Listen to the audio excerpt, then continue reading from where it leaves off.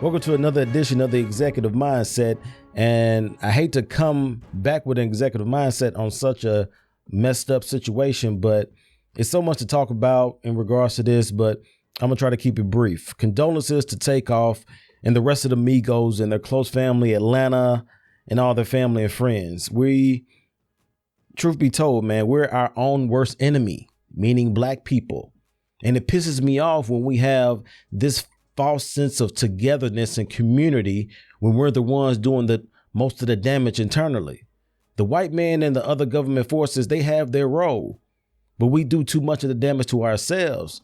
The violence, the gunfights, the beatdowns we hear in the majority of hip hop music is not against Johnny or Scott that live in the suburbs. It's against our own people that look just like us.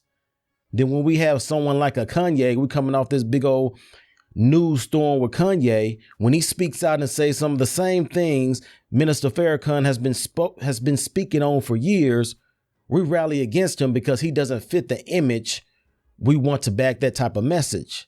We'll cancel Kanye for the 3 or 4 things he says wrong and highlight those, but then don't give credit or really ponder on the 12, 13 things he may have said right.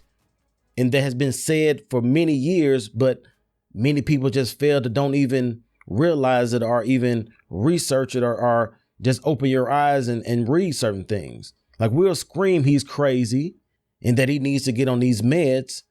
But then on the flip side, say it's a tragedy if those same meds that we want him to get on because of his mental health is the primary reason that he dies.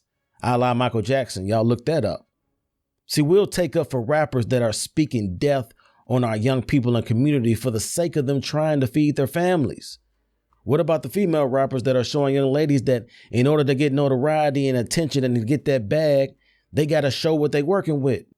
Does this not set a bad precedent for the dynamic of the growing and sustaining the black family, which has been on decline for several decades by now? Message. Do we not see an association with those? Because that's what we're dealing with, being our own worst enemy.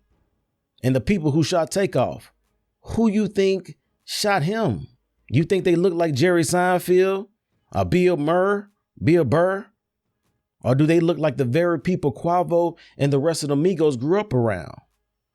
Then we have this fake outrage like we really care about what happened, but we continue to do and support the same things for this thing continue to happen again and again. If anyone that looks like me steps out of pocket and says anything the black community is not used to, which I have on several occasions on social media, we don't research it. We don't ponder. We just go with what the majority of the people say or think.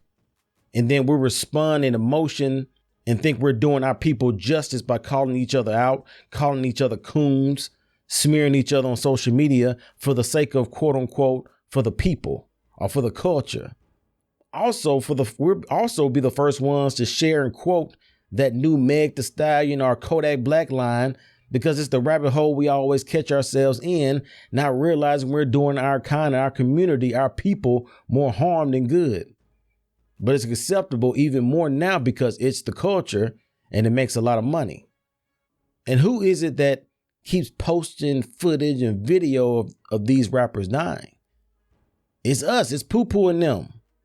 Instead of praying or calling for help, if you happen to be in that situation or there, we're more concerned with catching a moment and selling it off to the highest bidder, making us look more like jungle animals, just like most of the public think we are anyway.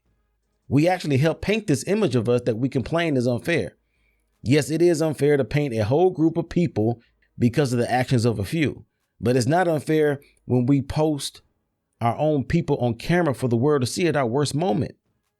It helps the bogus stereotype that we have, the one that we're trying to get rid of to continue to grow when we do foolishness and do mess like that. I mean, this whole situation just sad all the way around. From what I heard, it was a dice game, and it wasn't even Takeoff really having issues with anything. He just happened to catch a stray bullet from both sides. You know what I mean? So again, man, condolences to the family and friends of Takeoff.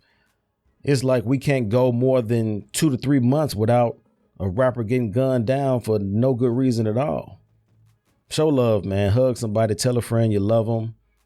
We got to play chess, not checkers.